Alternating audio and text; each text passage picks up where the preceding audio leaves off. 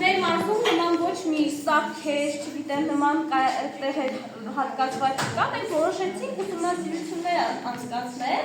ու վերջապես եկանք այն եզրահանգման, որ պետք է մենք հենց ստեղծենք մի սարք, որը հենց մեր մարզի համար կարևոր մի առաջընթաց մի քայլ կլինի։ Հիմա որպեսզի դուք ավելի լավ պատկերացնեք, լավ, հեսա մեր սարքը միացնենք։ Ինչ է կոչվում սարքը։ Ջրային սենսոր, նախատեսված ջրհեղեղի կանխարգելման համար։ Սա մեր սենսորն է, որը մենք միացում ենք տվել ազդարարման համակարգին և հետո լուսային ազդակները միացում տվել։ Երեխաներ, այս սենսորը շատ զգայուն է ջրերի նկատմամբ։ Ու երբ որ հենց ինքը ջրի մակարդակը, երբ որ հասնի ինչ-որ մի հատվածի, ինքը դրա մասին տեղյակ է պահելու ձեր։ Բերեք օրինակ միած այս փորձ անենք, սա այն ջրի մակարդակն է, որը ենթադրենք հասել է վտանգավորության աստիճանին։ Տեսեք, միանգամից հասավ, ինքը ազդանշանը տվեց ու մարդկանց տեղյակ է Իսկ որտեղ է տեղադրվում սենսորները։ Գետամերձ։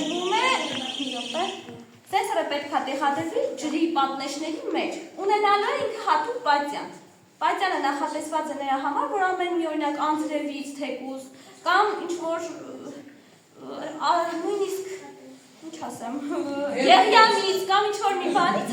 ամեն պահի ինքը չարձագանքի։ Դրա համար մենք նախատեսել ենք նաև մեր սարքի համար պատյան։ Պատյանն էլ տեղադրվում է հենց պատնեշների մեջ ու երբ որ ասենք ջրի, տեսեք, սա էլ մեր պատնեշն ենք սենց մոտավոր ներկայացնել, եթե ցանկություն ունեն,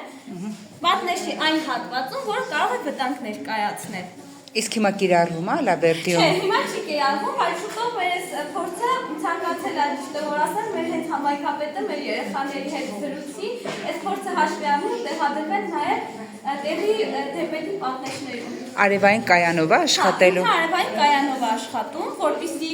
մենք գիտենք, չէ, որ երբ որ ինչ-որ աղետներ է լինում, առաջինը հենց խոսանքազրկումներ է լինում, չէ, ու որպեսզի երկարին մենք հաստատուն խոսանք ստանանք, մենք մտածեցինք, որ ամենահարմար տարբերակը հենց արևային էներգիայի օգտագործումն է։ Ինքը մշտապես կուտակում է էներգիա և կարողանում է ամեն եղանական պայմաններում իր կուտակած էներգիայի հաշվին այդ ամեն ինչը այդ սարքը մի խոսքով աշխատի առանց խափանումների։